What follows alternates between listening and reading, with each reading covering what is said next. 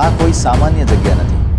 આ એવી જગ્યા છે જ્યાં હસવાનો અવાજ લાઇટ સાથે ચમકે છે, જ્યાં બાળકોની ખુશી અને માતા પિતાની શાંતિ એકસાથે જોવા મળે છે.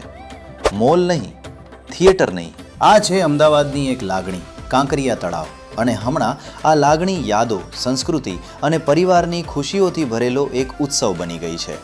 મોટાભાગના લોકો સમજે છે કે કાંકરિયા કાર્નિવલ એટલે માત્ર રાઇડ્સ અને મોજ મજા. પણ સવાલ એ છે, આ કાર્નિવલ શા માટે શરૂ કરવામાં આવ્યો હતો?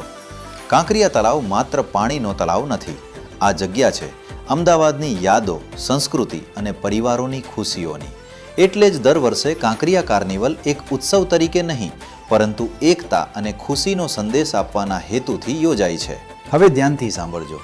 અહીં બાળકો હસે છે, યુવાનો રીલ્સ બનાવે છે, માતા પિતા પોતાની જૂની યાદો જીવંત કરે છે, અને આ બધું એક જ જગ્યા પર. લોકનૃત્ય, રાઇડ્સ, કલા, સ્વાદિષ્ટ ફૂડ પણ. અસલી મજા ક્યાં છે ખબર છે? જ્યારે સાંજ પડે અને લાઇટ્સ ચાલુ થાય ત્યારે કાંકરિયા તળાવ એકદમ અલગ દુનિયા બની જાય છે.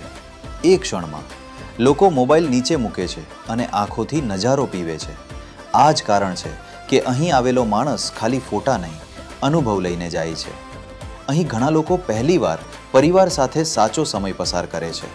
કોઈ બાળકની પહેલી રાઈડ, કોઈ માતાની ખુશી, કોઈ પિતાનો શાંતિભર્યો સ્મિત. કાંકરિયા કાર્નિવલ માત્ર ઇવેન્ટ નથી, એ લાગણી છે. આ કાર્નિવલ ગુજરાતની સંસ્કૃતિને નવા જનરેશન સુધી પહોંચાડે છે.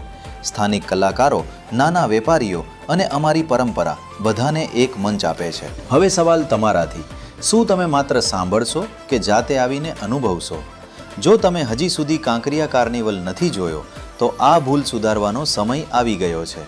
વિડીયો ગમ્યો હોય તો લાઈક કરો, અને તમે જોવા જઈ આવ્યા હોય તો કોમેન્ટમાં લખો, હું કાંકરિયા જઈ આવ્યો છું, અને શેર કરો, જેથી કોઈ આ અનુભવ ચૂકી ન જાય. જય ગુજરાત.